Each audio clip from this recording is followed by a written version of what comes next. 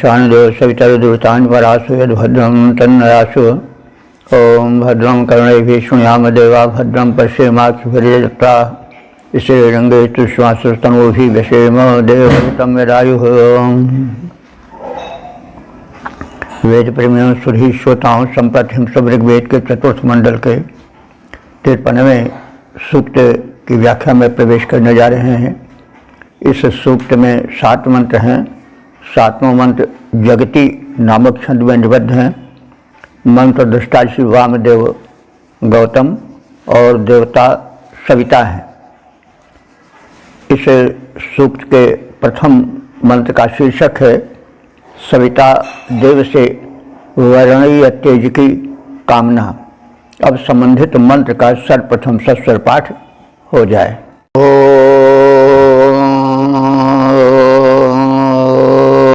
तद्देवस्य सवितुर्वार्यं महद्व्रणीमहे असुरस्य प्रचेदसः छर्दिर्येन दाशुषे यच्छति त्मना तन्नो महां उदयान् देवो अक्तुभिः। देवता है सविता। सविता गायत्री के देवता हैं, जिसको हम गायत्री मंत्र कहते हैं। और उन्हीं सविता देवता की प्रार्थना इस मंत्र में है। पूरे सूक्त में उन्हीं की प्रार्थना है। सविता देवता का स्वरूप क्या है, इसके विषय में सायणाचार्य ने कहा है कि उदयात पूर्व भावी सविता, उदय के पूर्व जो सूर्य का रूप होता है वही सविता है। यानी सूर्योदय के पूर्व जब अंधकार छंटने लगता है, झुलफुला प्रकाश छा जाता है, तो उस उदय के पूर्व के रूप को सविता सायणाचार्य ने माना है। लेकिन सूक्त में देखने से प्रतीत होता है कि बाल सूर्य को ही सविता हम कहें तो ज़्यादा अच्छा होगा, क्योंकि मंत्रों में उनके किरणों का कथन है, उनके सुनहले कवच का कथन है। यानी वो जो बिंब रक्तम बिंब होता है, वो ऐसा प्रतीत होता है कि मानो सविता देवता सोने की कवच पहने हो। तो ये सब दृश्यमान होगा तभी संभव हो पाएगा। तो इसलिए मेरे विचार से यदि सूर्योदय का प्रथम रूप जो अंतरिक्ष से झांकता हुआ प्रतीत होता है, जिसमें अभी किरणों का फूटना नहीं प्रारंभ हुआ है, अथवा किरणें निकलती हैं तो सुनहली किरणें कोमल कल स्वरूप को प्रदर्शित करती हुई प्रतीत होती हैं, तो वही प्रारूप है सविता देवता का। सविता सूर्य के ही एक रूप हैं। तो इस प्रकार से सूर्य के इस रूप की बड़ी महिमा है। गायत्री मंत्र इसी रूप पर आधारित है। और लोग जब प्रातः उपासना करते हैं तो सूर्य के इसी रूप की उपासना करते हैं। अर्घ्य दिया जाता है लोग सूर्य को, तो प्राय यही रूप प्रथम माना जाता है, इसी की महत्ता है। वैसे इस समय के सूर्य की किरणों में अमृत होता है। मध्याह्न काल के किरणों में एक तेजस्विता होती है, जिसको देखा जाए तो नेत्रों को हानि भी पहुंच सकती है। तो यह अमृतमय रूप होता है सूर्य देवता का। वैसे सूर्य जो हैं वो पृथ्वी के प्राणदाता हैं, पृथ्वी के सर्वस्व हैं, जीवन है। इस पृथ्वी पर तो सूर्य के कारण है। यदि ऋतु परिवर्तन है, ताप है, शीत है, उष्ण है, वृष्टि है, तो सब सूर्य के ही कारण है। सूर्य न रहे तो फिर निश्चित है कि यह भूलोक नहीं रहेगा। और ऐसा कथन भी है कि वैज्ञानिक मानते हैं कि सूर्य का ही एक टुकड़ा है जो किसी समय टूटा और एक निश्चित दूरी पर चक्कर काटने लगा, वही पृथ्वी है। सूर्य का ही एक अंश। यस्यांश भूता सकला धरित्री यस्यानुदानम भुवि जीवनम चा स्वयं समर्था सविता स तेजो ददातु तेजो जनमंगलाय। तो यह जो तेज होता है वो बड़ा ही वर्णनीय होता है। सायंकालीन सूर्य भी प्रातःकालीन सूर्य के ही भांति दिखाई पड़ता है, लेकिन उसकी महत्ता वैसी नहीं है। हालांकि संस्कृत के कवियों ने, विद्वानों ने उस दोनों रूपों में, यानी इन दोनों रूपों में प्रातःकालीन सूर्योदय का बिंब और मध्याह्न के बाद फिर जब आता है सायंकालीन समय, तो उस समय जो बिंब तिरोहित होने वाला होता है, दोनों में महापुरुषों के लक्षण देखे हैं। और कहा है उदेति अरुणः सूर्यः और उदेति ताम्रः सूर्यः ताम्रः अस्तमेव च संपत्तौ च विपत्तौ च महताम एक रूपता। महापुरुष एक ही रूप से रहते हैं, उनमें परिवर्तन नहीं होता। जैसे सूर्य उदयति सविता ताम्रः, ताम्र माने वही अरुण वर्ण का सूर्य जब उदित होता है, यानी उदित होने का मतलब हुआ उसकी महत्ता का काल है, उदय का काल है। और अस्त काल का माना जाता है उसके किसी वस्तु के अंत होने का काल है। तो मतलब संपत्ति में मनुष्य का उदय काल माना जाता है और विपत्ति में उसका बुरा काल या अंत काल माना जाता है। लेकिन जो महापुरुष होते हैं वे दोनों में समान रहते हैं। सुख और दुख को जीवन का दो छोर मान करके उसको समान दृष्टि से देखते हैं। संपत्तौ च विपत्तौ च महताम एक रूपता। महापुरुषों का जो रूप होता है वो समान होता है, चाहे संपत्ति हो चाहे विपत्ति हो। तो यह तो एक संदेश है देखा गया, लेकिन महत्ता होती है सूर्योदय की। उदित होते हुए सूर्य की ही पूजा होती है और अस्त होते हुए सूर्य की आराधना नहीं होती है। तो इसलिए यह रूप एक जीवन संदेश के रूप में भी और वैज्ञानिक रूप से प्रभावशाली होने के कारण, स्वास्थ्यप्रद होने के कारण, तन मन दोनों को निर्मल कर देने के कारण, वातावरण में एक नवीन चेतना भर देने के कारण विशेष महत्व का है। तो गायत्री का मंत्र इन्हीं भावों को लेकर लिखा गया है। वो सविता देवता पर है, यानी उदयकालीन प्रारंभिक सूर्य के रूप पर आधारित है, अस्तकालीन सूर्य के रूप पर नहीं। तो अब हम सब सविता का प्रारूप जान लिए। इनको प्रेरक देवता माना गया है। सविता का अर्थ हुआ प्रेरक। तो प्रेरक इसलिए हैं कि सूर्योदय के साथ, सविता देवता के आगमन के साथ चराचर जगत में, जल जंगम जगत में एक नवीन चेतना छा जाती है और एक अद्भुत प्राण शक्ति का संचार हो जाता है।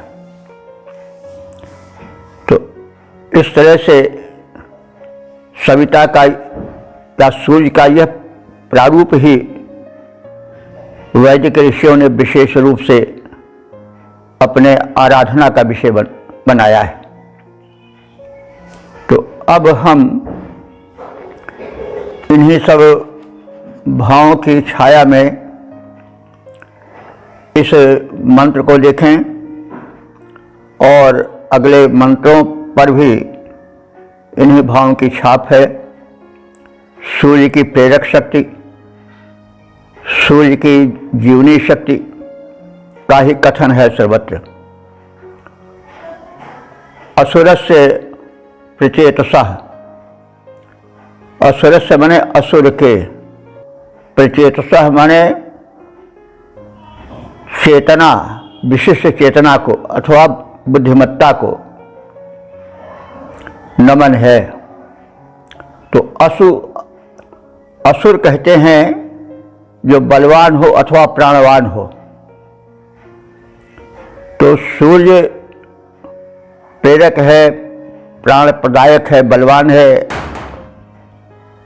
उसके आगमन के साथ साथ समस्त तेजस्वी तारामंडल का तेज विलुप्त होने लगता है। अंधकार का घनघोर घटाटोप जो कि सारे संसार को निगले पड़ा रहता है, वह जो है वो नष्ट हो जाता है। इसलिए उसको असुर कहा गया है, सूर्य को असुर कहा गया है। ये थोड़ी खटकने वाली बात हो सकती है कि भाई ये तो असुर, तो हम राक्षस को कहते हैं, सूर्य को असुर कैसे ऋषि ने कह दिया। इस विषय में हम पिछले कई एपिसोड में बता चुके हैं, स्पष्ट कर चुके हैं कि वास्तव में मूल अर्थ तो असुर का है प्राणवान, शक्तिमान, बलवान। यह ऋग्वेद के मंत्रों में जो प्राचीनतम मंत्र हैं, क्योंकि मंत्र का जो रचना काल है वो हजारों वर्ष तक चलता रहा। ये नहीं कि कुछ साल 2 साल में समाप्त हो गया हो। तो जो प्रारंभिक मंत्र हैं ऋग्वेद के, उसमें असुर शब्द सम्मान सूचक शब्द है। जो महान देवता थे, सूर्य, वरुण, इंद्र आदि, इन सबको असुर कहा गया है। लेकिन परिवर्तन सर्वत्र लागू होता है। तो समय के साथ साथ असुर शब्द जो है वह दानववाची या राक्षसवाची हो गया आर्यों के लिए, क्योंकि इनके प्रतिद्वंदी जो थे दैत्य दानव, वे विरोध किए होंगे कि हमसे ज़्यादा बलवान तुम नहीं हो। राक्षस दैत्य बलवान होते भी थे, ऐसी बात नहीं है। अरे वो सब भाई ही भाई हैं। ये तो एक जब प्रतिद्वंदिता हो जाती है तो विरोध हो जाता है। वो उनको बुरा कहते हैं, उनको बुरा कहते हैं, उनको, ये तो स्वाभाविक है। आज भी हो रहा है, आगे भी होगा, पहले भी था। तो अब देवता लोग जो थे वे थोड़े मस्तिष्क से अधिक काम लेते थे, बिना मतलब को टंटा बखेड़ा नहीं खड़ा करते थे। तो जब विरोध किया होगा कि बलवान हम हैं, तुम कैसे अपने को असुर कहते हो, पहले भाषा तो एक ही थी सबकी। तो उसी असुर का अहुर हो गया है। ईरानी में सा को हा वहाँ कहते हैं। असुर महत, अहुर मजदा है वही। तो वे लोग अपने को असुर कहने लगे। भाषा तो एक थी, परिवर्तन भाषा में होता है धीरे धीरे। उस विकास के साथ शब्दों में अंतर आने लगता है, अर्थ में भी भिन्नता प्रारंभ हो जाती है। तो देवताओं ने यानी आर्यों ने असुर पद को छोड़ दिया और सुर कहने लगे अपने को। और कहा भाई तुम ही असुर हो जाओ, इसके लिए हम झगड़ा नहीं करेंगे। लेकिन यह बात पहले नहीं थी। प्राचीन मंत्रों में ऋग्वेद के असुर शब्द महान देवताओं के लिए आया है। यहाँ सविता के लिए भी असुर शब्द का प्रयोग किया गया है, क्योंकि सूर्य में अपार बल होता है। अंधकार का घटाटोप केवल सूर्य ही पूर्ण रूप से हटा पाते हैं। तुलसीदास जी ने भी कहा है कि रवि बिनु रात न जाए। रात का अंधकार बिना सूर्य के नहीं जाता है, क्योंकि राकापति षोडश उह तारागण समुदाय और सकल गिरिह दवलाइए रवि बिनु राति न जाए। 16 चंद्रमा उदित हो जाए आकाश में, समस्त तारे आ जाएं, लेकिन रात्रि तो नहीं जाएगी। रात्रि कौन दूर कर सकता है? सूर्य। तो राकापति षोडश उह तारागण समुदाय सकल गिरिह दवलाइए, दावाग्नि, सारे पर्वतों के जंगलों में आग लगा दो, लेकिन रवि बिनु राति न जाए। तो इसीलिए सूर्य को असुर कहा गया है, यानी परम बलवान कहा गया है। तो सूर्य देव परम बलवान हैं और प्रचेतसः माने वे परम बुद्धिमान भी हैं, ज्ञानी भी हैं। क्यों? सूर्य ज्ञान प्रसार करते हैं, बोधित करते हैं, समग्र संसार में चेतना फैलाते हैं। तो जो ज्ञान या चेतना फैलाएगा वो जब ज्ञानी होगा तभी तो, इसलिए उनको प्रचेतसा कहा गया, प्रकृष्ट चेतना वाला यानी परम ज्ञानी। तो जो सविता देवता है वो असुर हैं और प्रचेतस हैं, यानी परम प्राण शक्ति से बल से वीर्य से परिपूर्ण है और परम बुद्धिमान है, परम चेतनाधारी हैं। तो ऐसे देव से सवितुः दिव्य देवता सविता की हम वंदना करते हैं, नमन करते हैं। तत् वार्यम महत वृणीमहे। तत् माने वह, यानी उनके, वार्यम माने वर्णीय, पूजनीय, महत बहुत बड़े तेज का हम वर्ण करते हैं, उसे हम स्वीकार करते हैं, उसके आगे हम नतमस्तक होते हैं। ये न जिस तेज के द्वारा तमना माने स्वयं ही वे सूर्यदेव दास से जो दानशील यजमान होते हैं, उनके उपासक होते हैं, उनको वो छर्दि माने सुख, यच्छति माने प्रदान करते हैं, उनको वे सुख प्रदान करते हैं। तो नह माने हम सबको, तत् माने उसी सुख और उसी स्वास्थ्य और सौभाग्य को प्रदान करो। हे महान देव सविता, तुम अक्तुभी, अक्तु कहते हैं रात्रि को, अक्तुभी माने रात्रियों के समाप्त होने पर, उदयान माने उदित होते हो। जब रात्रियां समाप्त होने लगती हैं तब तुम्हारा उदय होता है। तो इस प्रकार से इस मंत्र में भी सूर्य के वर्णीय तेज का ध्यान किया गया है और उस तेज से अपने जीवन को प्रतिपूरित और तेजस्वी बनाने की कामना की गई है। और यही बात गायत्री मंत्र में भी है। ओम तत्सवितुर्वरेण्यम भर्गो देवस्य धीमहि धियो यो नः प्रचोदयात्, उसमें भी कहा गया है हम सविता देव के उस वर्णीय भार्ग को, तेज को धारण करें। तो गायत्री मंत्र के और इस मंत्र के भाव में साम्य है।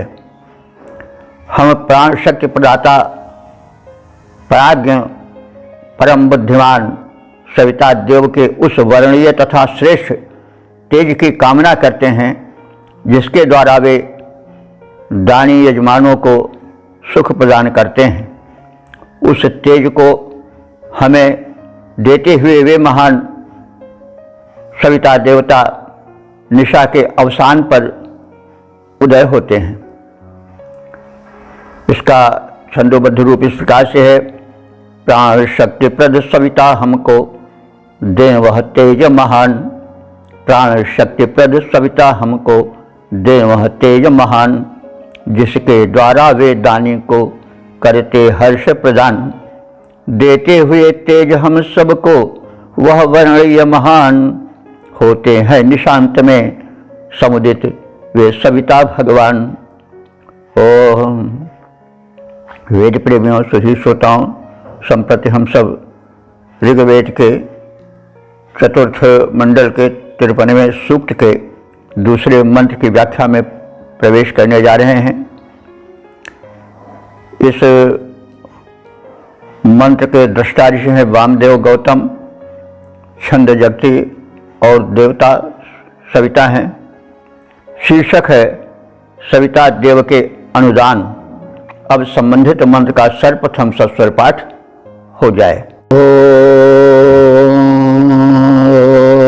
दिवाधर्ता भवनस्य प्रजापतिः पिशङ्गम् द्रापिम् प्रतिमुञ्चते कविः विचक्षणः प्रथयन्नापृणन्नुर्वजे जनत्सविता सुम्नमुख्यम्।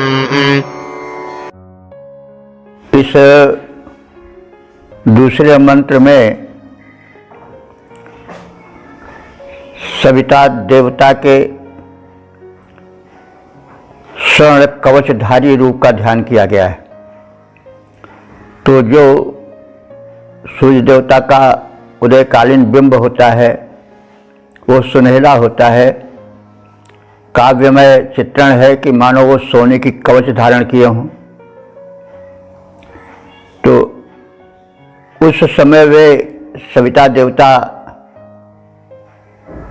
इस भूमंडल को, भूतल को अनंत अनुदान प्रदान करते हैं।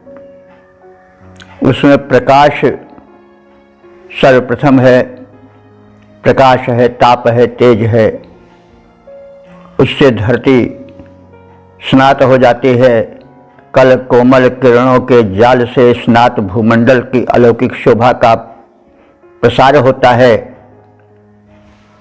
इसी संदर्भ को ध्यान में रखते हुए ऋषि कह रहा है कि दिवाधर्ता जो सविता देव हैं वे द्युलोक को अपने आकर्षण शक्ति से धारण किए रहते हैं। यानी वे स्वयं तो निराधार टिके ही रहते हैं अपनी शक्ति से, साथ ही साथ जो अन्य उनके ग्रह हैं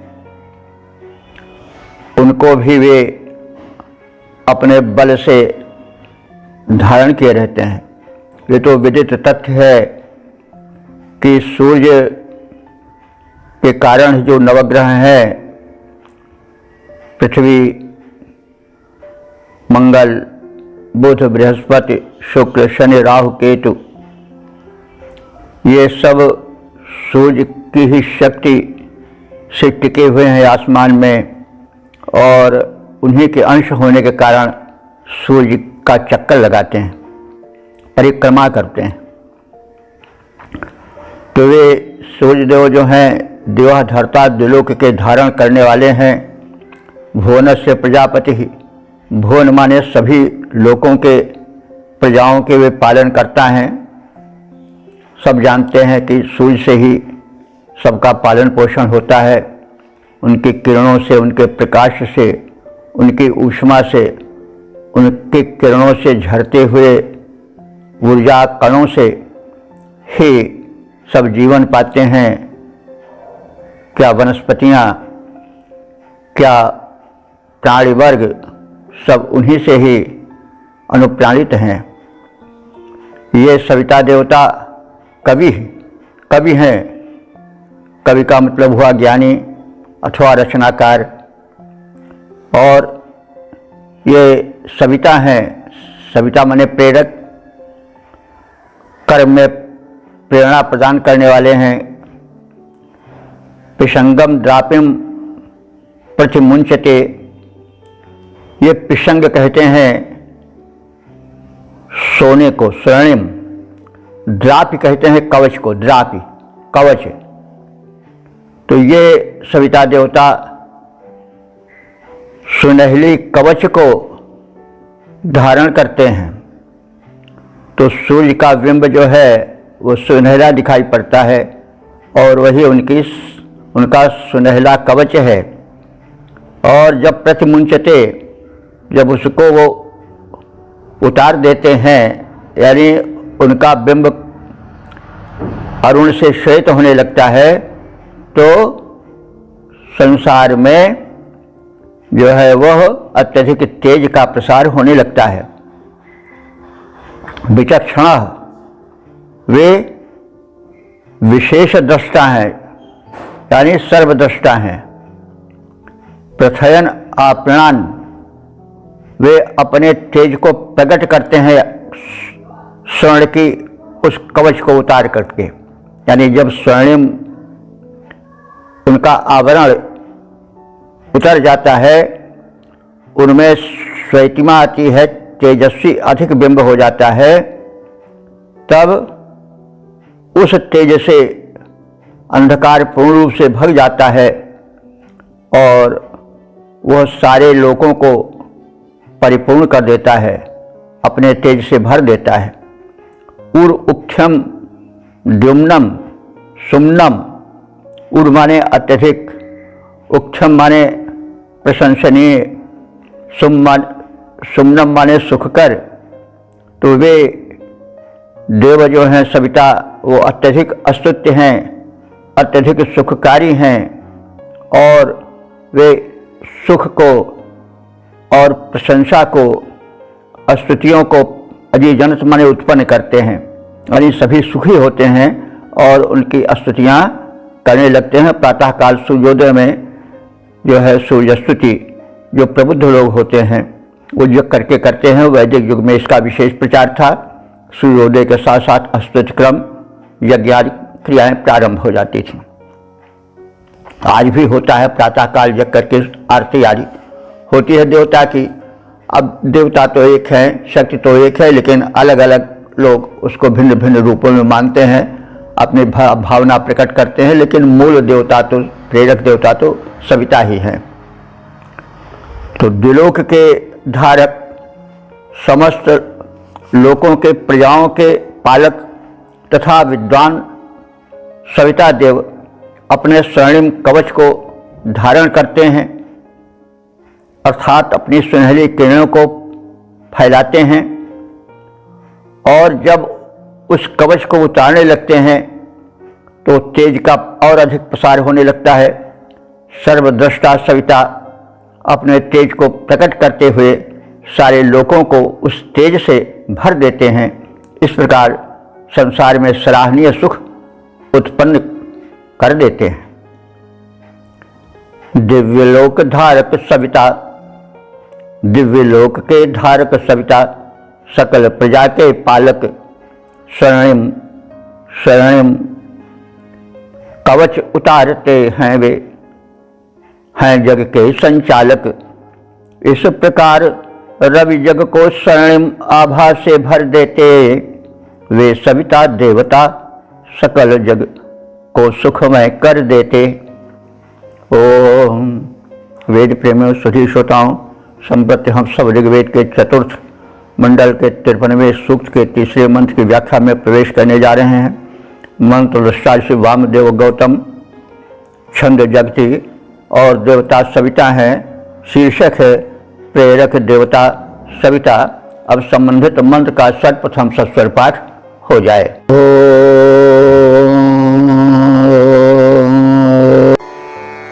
प्रारजांसि दिव्यानि पार्थिवाश्लोकम् देवः कृणुते स्माजधर्मणे प्रबाहो अस्राक्सविता सवेमनि निवेशयन् प्रसुबन्धत्वभिर्जगत्। इस तीसरे मंत्र में सूर्य की व्यापक महिमा का प्रसार का कथन है और यह वैज्ञानिकता भी प्रकट की गई है कि ये सविता देवता ही दिन और रात दोनों के निर्माता है। दिन तो सूर्य के या सविता देवता के उदित होने के साथ ही प्रारंभ हो जाता है, लेकिन रात भी इन्हीं के कारण होती है। ये जब अस्ताचलगामी हो जाते हैं तो रातें हो जाती है, इसलिए इनके जाने से, आने से दिन, जाने से रात, यानी दिन रात का निर्माण सूर्य के ही कारण होता है। तो यह वैज्ञानिकता है, सूर्य ही से दिन बनता है और सूर्य ही से रात भी बनती है। तो यह जो देव सविता है, यह देव सविता दिव्यानि रजांसी, यह दिव्य रजांसी माने लोकों को, ये दिव्य लोकों को यानी दिलोक, अंतरिक्ष लोक तथा पृथ्वी लोक को, ये 3 लोक हैं, इन तीनों लोकों को आप्राह माने अपने तेज से परिपूरित कर देते हैं और स्वधर्मणे अपने इस प्रकाश के प्रसार के कर्म के कारण श्लोकम कृणते, श्लोक माने होता है प्रशंसा, प्रशंसा के पात्र बन जाते हैं और प्रसिद्ध प्राप्त करते हैं। जगत संसार को अक्तभी निवेशयन, यही अक्तभी माने रात्रों द्वारा, अक्तु रात्रि को कहते हैं। अक्तु रात्रि, अब आज के लौकिक संस्कृत में अक्तु शब्द का प्रयोग हमने तो नहीं देखा, बहरहाल वैदिक संस्कृत में अक्तु रात्रि को कहा जाता है।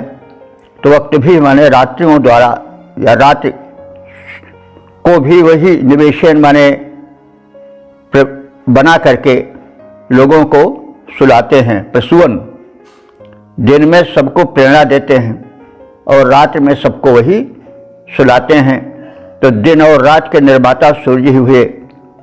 सभी मन, और वही सूर्य, सभी मन माने उषा काल में बाहु प्रअस्राक, अपने किरण रूपी भुजाओं को, बाहुओं को फैलाते हैं, यानी बाहुजाल, किरण के बाहुजाल चारों ओर फैल जाते हैं। वो सूर्य दिन को बनाते हैं, फिर रात को बनाते हैं, फिर प्रातः काल, उषा काल में वे अपने किरण के बाहुजाल को फैलाते हैं, वही सूर्य। तो यह सविता देवता दिव्य लोक, अंतरिक्ष लोक तथा भूतल को अपने तेज से परिपूरित कर देते हैं। अपने इस महत् कर्म के कारण सूर्य प्रसिद्धि पाते हैं, प्रार्थना पाते हैं। यह सबके प्रेरक देव हैं और संपूर्ण जगत को यही निशा काल में निद्रा में सुलाने लग जाते हैं और दिन में सबको कर्म में संलग्न करते हैं, सबको प्रेरित करते हैं, प्रेरक हैं। उषा काल में यही सविता देवता अपने किरणों के बाहुजाल को फैलाकर संसार का आलिंगन करते हैं।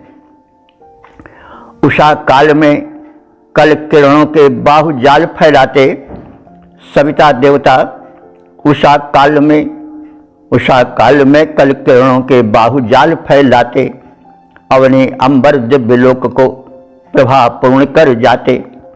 निशा काल में सबको तम की चादर डाल सुलाते, सविता कर्म प्रेरणा बनकर दिवस काल में आते। तो इसमें दिन और रात के कारण सूर्य ही हैं। तो इसका वैज्ञानिक कथन है, ओम वेद प्रेमियों, सुधीर श्रोताओं, संप्रति हम सब ऋग्वेद के चतुर्थ मंडल के 53वें सूक्त के चौथे मंत्र की व्याख्या में प्रवेश करने जा रहे हैं। मंत्र दृष्टा ऋषि वामदेव गौतम, छंद जगती और देवता सविता हैं। शीर्षक है सविता देवता की महत्ता। अब संबंधित मंत्र का सर्वप्रथम सस्वर पाठ हो जाए।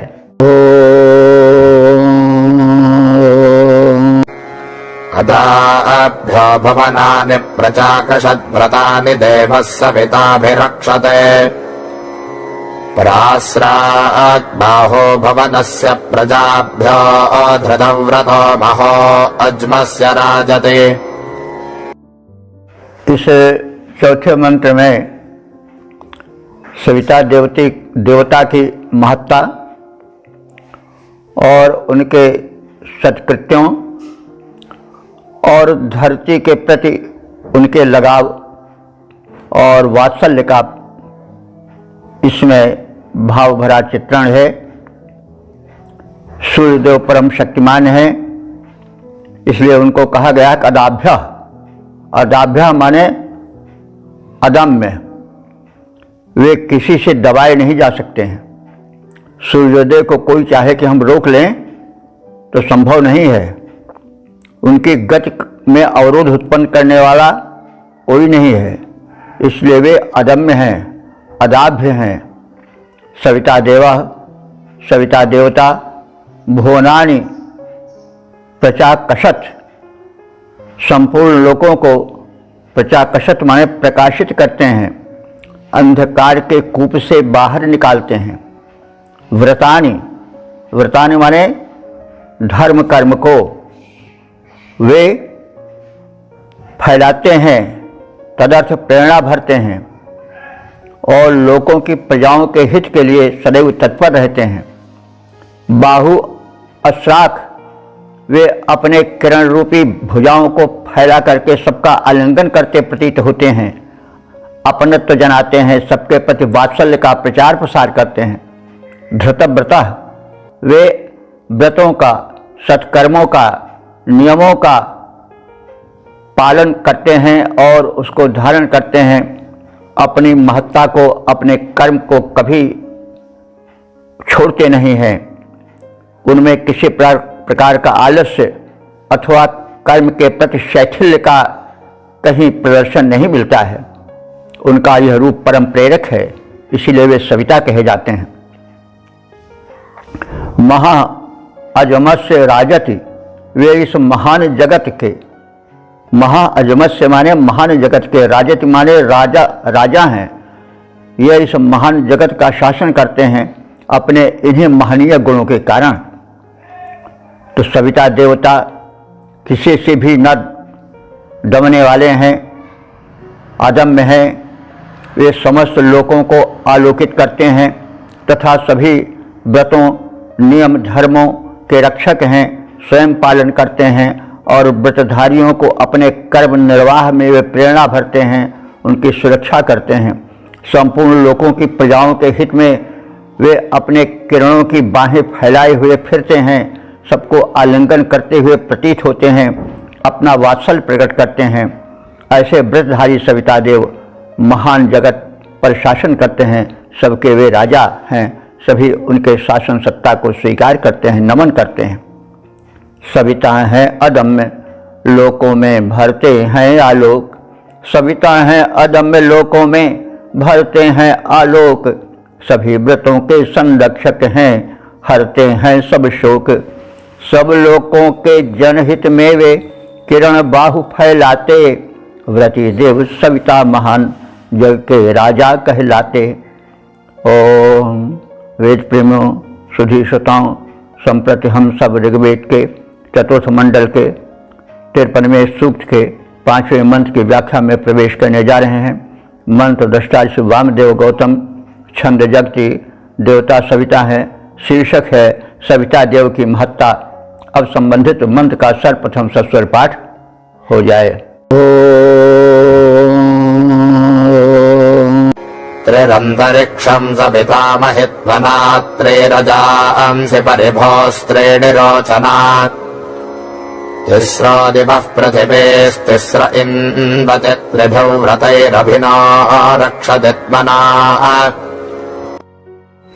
इस 5वें मंत्र में सविता देवता के प्रचार प्रसार, उनकी महिमा के चतुर्दिक व्याप्त होने और समस्त जागतिक यानी सांसारिक क्रियाओं को उनके द्वारा संचालित होने का कथन है। सविता देवता अंतरिक्षम त्रिह, अंतरिक्ष को त्रिह माने 3 बार परिपूरित करते हैं आलोक से। 3 काल कौन है? प्रातः काल, मध्याह्न काल और सायंकाल। तीनों कालों में उनका तेज भिन्न भिन्न रूप धारण करके कभी तीव्र, कभी मध्य और कभी अति संक्षिप्त सूक्ष्म रूप में उनका तेज चारों ओर फैलता है भूमंडल पर। वे अपने तेज से कभी कोमल रूप, कभी कल किरणों के कोमल प्रसार से भूमंडल को आलोकित करते हैं, कभी तीव्र आलोक से, मध्याह्नकालिक प्रकाश से भूमंडल को भरते हैं, और फिर कभी मध्यम प्रकार के अपने ताप प्रसार से पृथ्वी को परिपूरित करते हैं। तो वे अंतरिक्षम त्रिह, अंतरिक्ष को प्रातः, मध्याह्न और सायं, इन तीनों कालों में प्रकाश से परिपूरित करते हैं। त्रिह रजांश, तीनों लोकों में परिभूः माने सर्वश्रेष्ठ, तीर्ण रोचना, 3 तेजस्वी स्थानों को आपूरित करते हैं। धरा, गगन और द्युलोक जो सबसे ऊपर का लोक है, यानी पृथ्वी लोक, अंतरिक्ष लोक और द्युलोक, तीनों स्थानों को वो अपने तेज से परिपूरित करते हैं। तिस्रः देवः तिस्रः पृथ्वी इन्वति, वे तिस्रः पृथ्वी तिस्रः देवः इन्वति, इसका तात्पर्य है कि वे तीनों पृथ्वी, तीनों लोकों और तीनों देवों को परिपूरित करते हैं। तो इसका तात्पर्य क्या हुआ कि भाई तीनों पृथ्वी क्या है? पृथ्वी तो एक ही है, लेकिन 3 पृथ्वी कैसे हुई? और फिर 3 जो है वो वृत्त कैसे हुए? तो इन सब को भी जान लेना आवश्यक है। सायण के अनुसार 3 द्युलोक हैं जिनके शासक प्रशासक इंद्र, प्रजापति और सत्य हैं, यानी इन्हीं के क्षेत्र में ये कार्य करते हैं। तो सत्य का मतलब हुआ कि एक सॉवरेन ट्रुथ, तो एक अटल नियम है जिसको रित कहा जाता है, जिसको यूनिवर्सल ट्रुथ कहा जाता है। उसी के अधीन तो ब्रह्मांडिक क्रियाएं प्रक्रियाएं चल रही हैं। एक निश्चित समय पर सूर्योदय, सूर्यास्त, वृष्टि का होना, ताप का होना और संध्या प्रभात का होना, इसी प्रकार से दिन रात का होना, ऋतु परिवर्तन आदि जो हैं ये सब ऋत है ना, और इसी को सत्य कहते हैं, अटल सत्य। ये सब ब्रह्मांड को संभाले हैं। इंद्र हैं, इंद्र तो सर्वश्रेष्ठ जो हैं वो देवता हैं, अथवा कर्तुम अकर्तुम अन्यथा कर्तुम ब्रह्म के रूप में है, परमात्मा के रूप में है। और प्रजापति हैं, प्रजा के पालक हैं। तो सायण के अनुसार 3 द्युलोक जो हैं वो इंद्र, प्रजापति और यूनिवर्सल ट्रुथ यानी सत्य के क्षेत्र में रह करके उनके द्वारा अनुशासित होते हैं। अब 3 पृथ्वियों का सूर्यदेव ही पालन करते हैं। ये कैसे? पृथ्वियाँ 3 कैसे भाई? पृथ्वी के ही 3 भेद देखे जाते हैं। पहला भेद उसका है क्षिति। क्षिति कहते हैं आवास। क्षि धातु है जिससे क्षिति बनती है, जिसमें लोग रह सकें। तो पृथ्वी के कुछ ऐसे भाग हैं जिसमें मनुष्य रह सकते हैं। मनुष्यों की आवास भूमि है, जो आवास भूमि है पृथ्वी का, वो भाग जो मनुष्यों के रहने योग्य है वो क्षिति है। अब अंटार्कटिका में या ध्रुव प्रदेश में तो रहना बड़ा कठिन हो जाएगा मनुष्यों को, इसलिए वहाँ की भूमि को हम क्षिति नहीं कह सकते हैं। क्षिति वो भूमि है जो मैदानी समतल भाग है, जहाँ की मनुष्य का आवास संभव है, वही क्षिति है। तो इस प्रकार से पृथ्वी का एक रूप क्षिति है और दूसरा रूप भूमि है। जो सामान्य भूतल है वह भूमि है, जहाँ उबड़ खाबड़ भूमि नहीं है, समतल मैदान है, उसे हम भूमि कहते हैं। और पृथ्वी यानी समग्र भूगोल जो है वो पृथ्वी के अंतर्गत आता है। यानी पृथ्वी के अंतर्गत वो स्थान जो समतल हैं, मैदानी हैं, वे स्थान जो उबड़ खाबड़ वाले हैं अथवा पर्वतीय प्रदेश हैं, और वे स्थान जहाँ के मनुष्य नहीं रह सकते हैं, आर्कटिका प्रदेश हुआ या ध्रुव प्रदेश हुआ, जो कठिन स्थान हैं, तो वे सब मिला करके पृथ्वी कहलाते हैं। इस प्रकार से इस पृथ्वी के 3 भेद किए गए हैं। ये सुसाइड के अनुसार हम कह रहे हैं कि पृथ्वी के 3 भेद हैं। क्षिति मनुष्यों के आवास योग्य भूमि, और भूमि जो सामान्य भूतल है, समतल भूमि है, वो भूमि है। और पृथ्वी यानी इन सबका समग्र रूप, मिला जुला रूप, समग्र भूगोल जो है वो पृथ्वी कहलाता है। इस प्रकार से क्षिति, भूमि और पृथ्वी ये 3 रूप हैं, नाम है इस पृथ्वी के। उन सबका स्वामित्व जो है वो सूर्य देव ही या सविता देव ही करते हैं। तो इस प्रकार से वो तिस्रा पृथ्वी इन्नोति, इन्नोति माने सबको प्रेरणा देते हैं, सबको स्थिर रखते हैं। तमना माने स्वयं त्रिभि व्रतैः, तीनों कर्मों से, यानी उनके 3 प्रकार के कर्म हैं। वो तीनों कर्म उनके क्या हैं? ताप, सूर्यदेव के कारण ही ताप है, और वर्षा, उन्हीं कारण ही वृष्टि होती है, ये सब जानते हैं। सूर्य की किरणें ही समुद्र के या पृथ्वी के जल को आकर्षित करके मेघ बनाती हैं और फिर मेघों से वृष्टि होती है।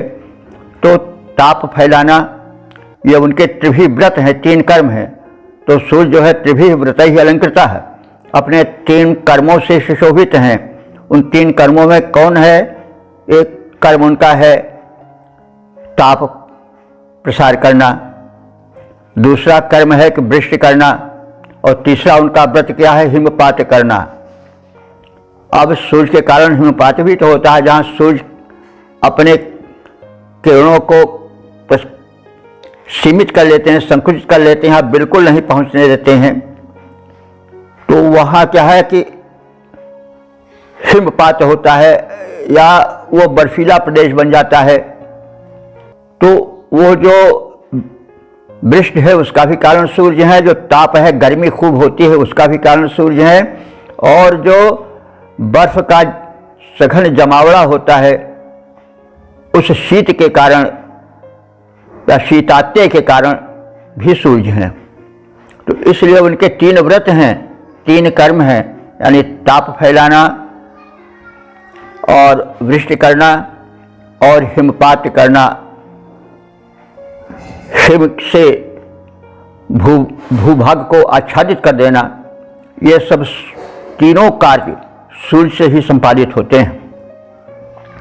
तो वो सविता देव अंतरिक्ष को प्रातः, मध्याह्न और सायं में 3 बार अपने तेज से परिपूरित कर देते हैं तथा अपनी महिमा से तीनों लोकों को भर देते हैं।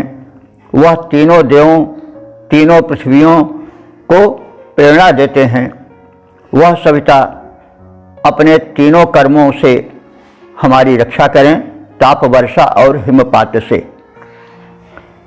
तो अंतरिक्ष को 3 बार भरता स्वतेज के द्वारा, अंतरिक्ष को 3 बार भरता स्वतेज के द्वारा, निज महिमा से मंडित कर देता त्रिलोक यह सारा। तीनों देवों तीनों पृथ्वियाँ पूरित उससे सारी, निज तीनों कर्मों से सविता रक्षा करें हमारी।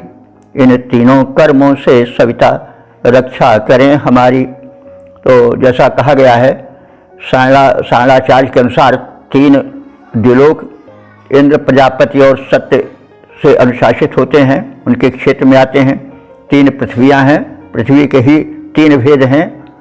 क्षिति जहाँ मनुष्यों का आवास संभव है, भूमि जहाँ पर कि सामान्य धरातल समतल मैदानी भाग है, और पृथ्वी इन सबका समग्र रूप पृथ्वी है, तो समग्र भूगोल है। 3 वृत्त सायण के अनुसार ताप वर्षा और हिमपात हैं। सूर्य के 3 ये कर्म हैं जो उन्हीं के कारण होते हैं। सविता के 3 व्रत अथवा कर्म हैं, तो वो है ताप वर्षा और हिमपात। तो इस प्रकार से सूर्य ही इस भूगोल के, इस भूमंडल के नियामक हैं और उन्हीं के कारण सारे परिवर्तन होते हैं। वास्तव में जो सविता या उन्हीं का रूप सूर्य है, यही से हमारे भूमंडल के भूलोक के संपूर्ण देवता हैं, और वास्तव में यही एकमात्र उपास्य है। जितनी उपासनाएं हैं वो सब सूर्य से संबंधित हैं, और सूर्य का ही देवत्व भिन्न भिन्न रूपों में है। वही बाद में विष्णु बने, सूर्य ही विष्णु बने, और इसका एक अलग क्रम है। कभी हम कहेंगे, कभी कभी कह भी देते हैं कि सूर्य उपासना ही सबसे पहली उपासना है, और सूर्य से ही अंत में सूर्य ही विष्णु बन गए, क्योंकि उनको त्रिपाद कहा गया ने। तीनों लोकों को नाप लेते हैं अपने किरणों द्वारा, तो द्युलोक को भी उनकी किरणें जितनी पृथ्वी की ओर आती हैं उतनी ही चारों ओर फैलती हैं। तो जो अन्य देव हैं वो इस प्रकार से तीनों लोकों में अपना प्रचार प्रसार नहीं कर पाते हैं। तमाम ऐसे स्थान है जहाँ पर कि जो है वह वायु नहीं है, तो लेकिन सूर्य देवता का प्रसार तो चारों ओर है। उनकी किरणें ऊपर भी जितनी फैली हैं उतनी नीचे भी फैली हैं, उतनी चारों ओर फैली हैं। तो इसी के कारण उनको विष्णु कहा गया है। विष्णु का अर्थ होता है जो व्यापक हो। विष्णु शब्द का अर्थ है व्यापक। तो सूर्य देव ही सर्वाधिक व्यापक देव हैं। बाद में विष्णु हो गए वही। अब वो सब समय के हिसाब से सब में परिवर्तन होता है, मनुष्य की मान्यताओं में परिवर्तन होता, प्राकृतिक नियम और वो तो ज्यों का त्यों है, लेकिन मनुष्य के विचारधारा में समय के हिसाब से परिवर्तन होता रहता है। तो वही जो ऋग्वेद के सविता हैं, आदित्य हैं, वही सब बाद में विष्णु हुए। विष्णु से फिर उन्हीं के अवतार राम माने गए, कृष्ण माने गए, उनके 10 अवतार या 24 अवतार कहे गए। तो मतलब सब मिला करके सौर उपासना ही सबसे बड़ी उपासना है। सारे धर्म सूर्य की उपासना पर टिके हुए हैं। मिस्र में भी जो वहाँ के उपास्य देवता थे, इजिप्शियन सभ्यता जो कि अब लुप्त हो गई है, लेकिन वहाँ के सबसे उपास्य देवता माने जाते हैं मित्र। मित्र का अर्थ होता है मित्र, मित्र से ही मित्र बना है, तो मित्र भी सूर्य का एक रूप है। तो इस प्रकार से सूर्योपासना ही सर्वप्रथम उपासना संसार की है, और सूर्य पर ही सारा ये भूगोल, सारा ये पृथ्वी मंडल उन्हीं पर ही आधारित है। तो उसमें उन सब में जो सविता रूप है सूर्य का, वो परम प्रशंसनीय है, क्योंकि उस समय सूर्य की कल कोमल किरणों के प्रसार से एक नई जीवनी आती है, नई प्रेरणा जगती है। वो बेला बड़ी सुखद हो जाती है। तो प्रभातकालीन सूर्य का जो रूप है सुनहला, वो ऋषियों को अपनी महत्ता और वैज्ञानिकता के कारण आकर्षित करता रहा है। इसलिए सविता देवता के स्थान स्थान पर समय समय पर उनके संबंधित सूक्त वेदों में आते रहे हैं। तो इस प्रकार से सूर्य की महत्ता का हम लोग ज्ञान प्राप्त किए, और सूर्योपासना हम सबको करनी चाहिए। हम सूर्योपासना से दूर हट रहे हैं, यानी हम अपने शरीर में सूर्य की किरणों का स्पर्श नहीं होने देते हैं। उसका कारण है कि तमाम रोग फैल रहे हैं। तो सूर्य का दर्शन प्राभातिक सूर्य पर त्राटक बड़ा लाभकर होता है। और सूर्योपासना कहने का मतलब सूर्य की कल कोमल किरणें जब अपना बाहुजाल फैलाती हैं, तो उस समय हम अपने शरीर को उसका स्पर्श नहीं होने देते हैं। इसलिए हम अपना बड़ी हानि करते हैं। ये तो सभी जानते हैं कि सूर्य की किरणों में विटामिन डी होता है, व्यापक रूप में उतना और कहीं नहीं होता है। उससे हड्डियाँ पुष्ट होती हैं, तो हड्डियाँ ही तो ढांचा है। जब ढांचे कमज़ोर हो जाएगा तो फिर फ्रैक्चर होगा। जगह गया थोड़ा सा भी कुछ हुआ नहीं, फ्रैक्चर हो गया। इसका कारण है कि विटामिन डी का अभाव, सूर्य की किरणों का स्पर्श हमारे शरीर पर नहीं हो रहा है। तो हम सूर्य देव की इस महत्ता को समझें और महत्ता के साथ साथ जो उनका सविता वाला रूप है उस पर विशेष ध्यान दें। और इसी सविता पर गायत्री मंत्र आधारित है। ओम वेद प्रेमियों सुधीर श्रोताओं, संप्रति ऋग्वेद के चतुर्थ मंडल के 53वें सूक्त के 6ठे मंत्र की व्याख्या में प्रवेश करने जा रहे हैं। मंत्र दृष्टा श्री वामदेव गौतम, छंद जगती और देवता सविता हैं। शीर्षक है महान देव सविता के, सविता से पाप मुक्त जीवन की प्रार्थना। अब संबंधित मंत्र का सर्वप्रथम सस्वर पाठ हो जाए।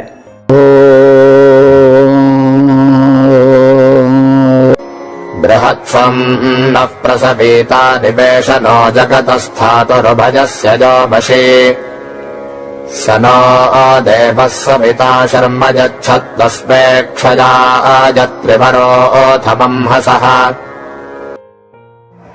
इस छठवें मंत्र में भी सविता देवता की महत्ता का और उनके अनुदानों से पृथ्वी के पालित पोषित होने का कथन है।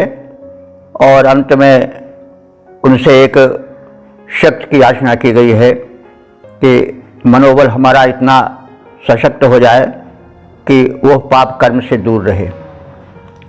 तो यह बृहत सुम्नः, यह माने जो सविता देवता, बृहत सुम्नः माने व्यापक रूप से सुख को देने वाले हैं।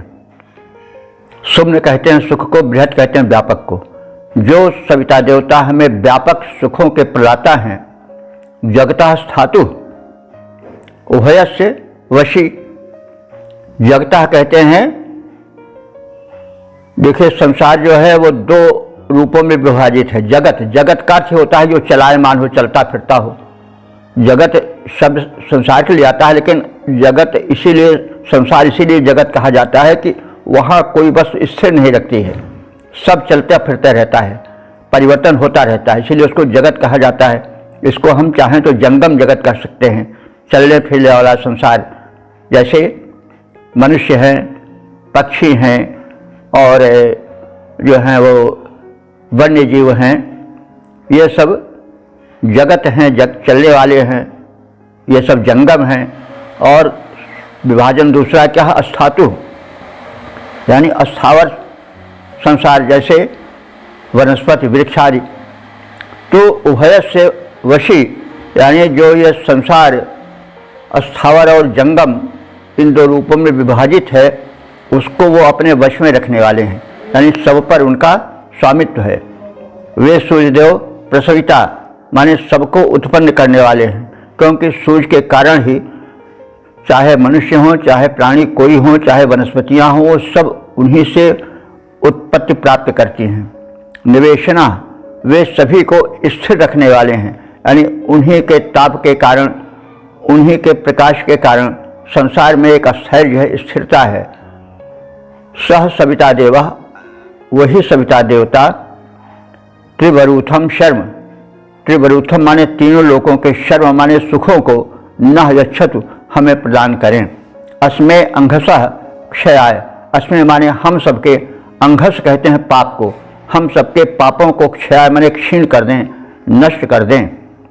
तो जो प्रचुर सुखों के प्रदाता हैं वे सविता देवता, जो प्रचुर सुखों के प्रदाता हैं, जो जंगम और स्थावर इन दो रूपों में विभक्त संसार के स्वामी हैं, सबको उत्पन्न करने वाले, सबको स्थिर रखने वाले, सबका पालन करने वाले हैं, वो सविता देवता हमारे पापों को विनष्ट कर तीनों लोकों के सुख हमें प्रदान करें। पाप का नष्ट होना बड़ा आवश्यक है। पाप की सीमा बड़ी विस्तृत होती है। पाप हम जहाँ नियमों का उल्लंघन करते हैं वहाँ पाप हो जाता है। खाने के, पीने के, सोने के, जागने के सबके नियम हैं। हम यदि उसमें उसका उल्लंघन करते हैं, मर्यादा का पालन नहीं करते हैं, तो वही पाप हो जाता है। हम यदि खाने पीने में अखाद्य खाते हैं तो पाप हो गया, और वो पीड़क होता है, रोग शोक पैदा करने वाला होता है।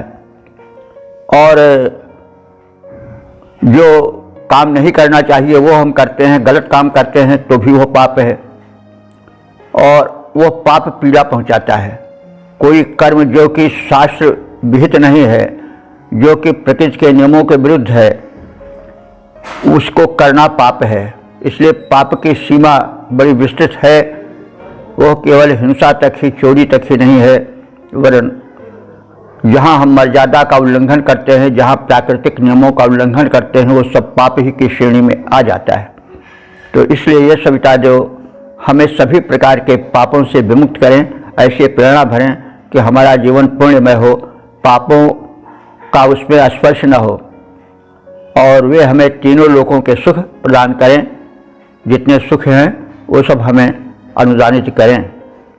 जो प्रचुर सुखों के दाता हैं, जड़ जंगम जग के स्वामी हैं। जो प्रचुर सुखों के दाता हैं, जड़ जंगम जग के स्वामी हैं। जो रचना कर पालन करते, जिनके कि सभी अनुगामी हैं। ऐसे सविता देवता हमारे सारे अघ का नाश करें। तीनों लोकों के सुख समस्त दे, हम सबका भंडार भरें। ओम। वेद प्रेमियों सभी सुधी श्रोताओं, संप्रति हम सब ऋग्वेद के चतुर्थ मंडल के 53वें सूक्त के 7वें मंत्र की व्याख्या में प्रवेश करने जा रहे हैं। मंत्र दृष्टा श्री वामदेव गौतम, छंद जगती, देवता सविता है, शीर्षक है सुख समृद्धि की कामना। अब सर्वप्रथम संबंधित मंत्र का सस्वर पाठ हो जाए।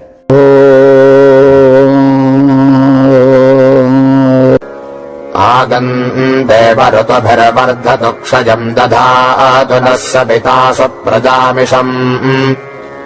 सनाह क्षपाभिरहभिष्टजिन्वत प्रजावन्तम् रजिभस्मे समिन्वत।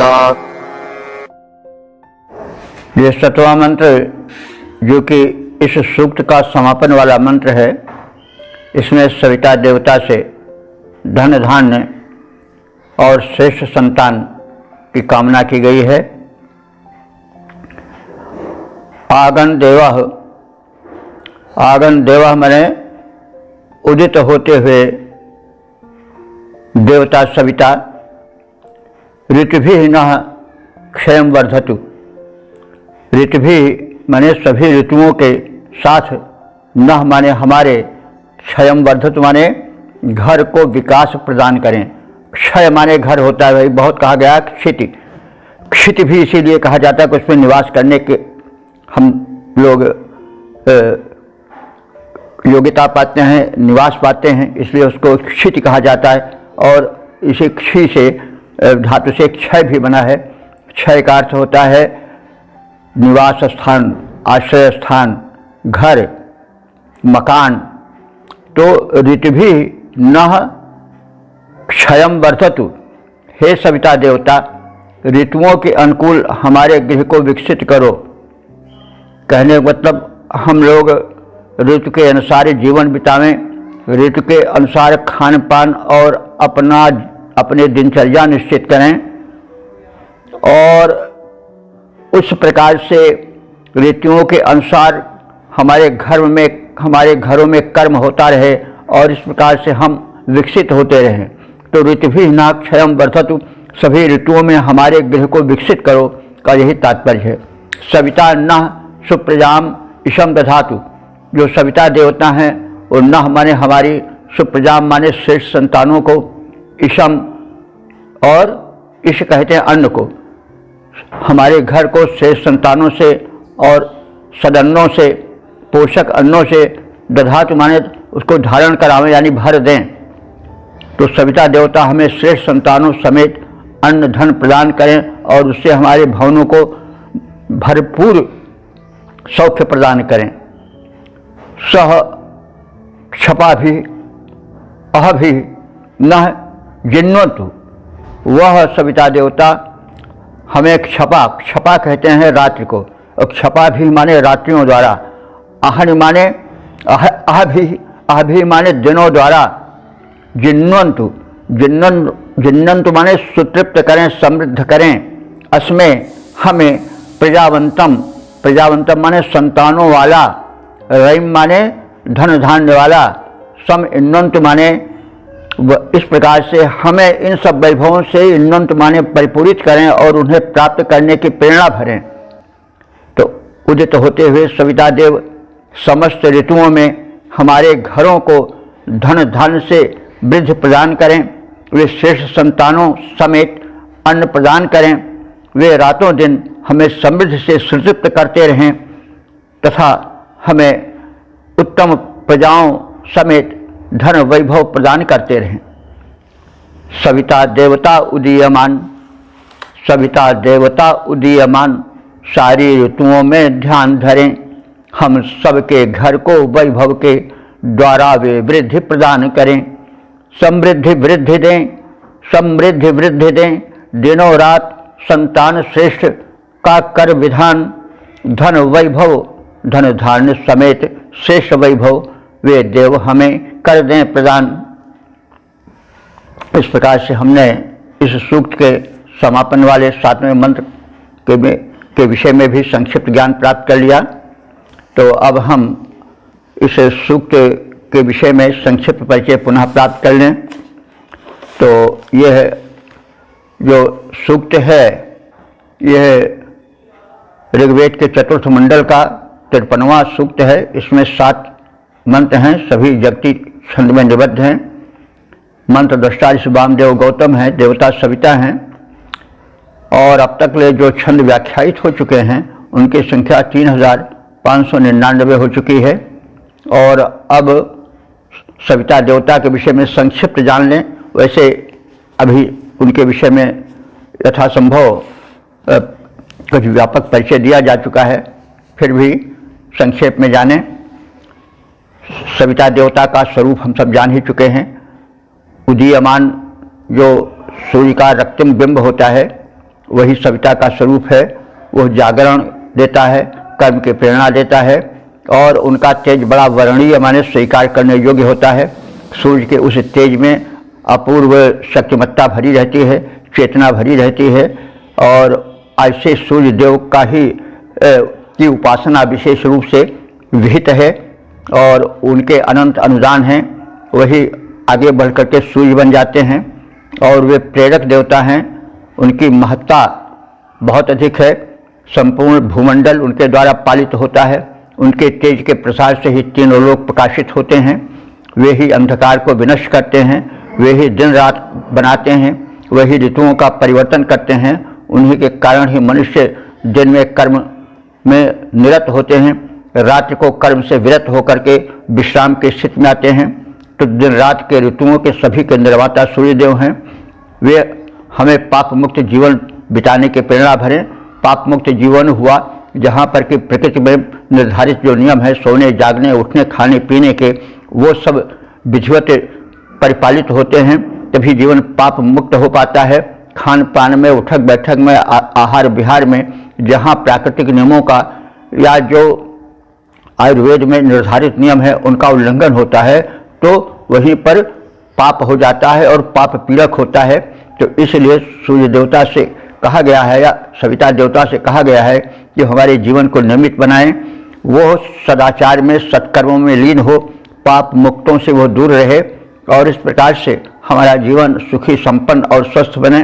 और यही कामना की गई है कि ये सविता देवता हमारे जीवन को सुखी बनावें, समृद्ध बनावें, धन धान्य प्रजा पुत्र परिवार से समृद्ध रखें और हम सुखी स्वास्थ्य और सफल जीवन को व्यतीत कर सकें। ये सब बातें कही गई हैं, ये सब देव शक्तियाँ हैं।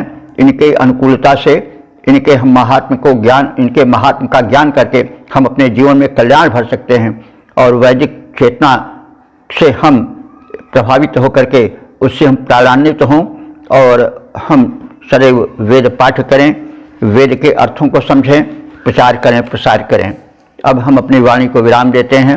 ओम सर्वे भवन्तु सुखिनः, सर्वे सन्तु निरामयाः, सर्वे भद्राणि पश्यन्तु, मा कश्चित् दुःख भाग् भवेत्।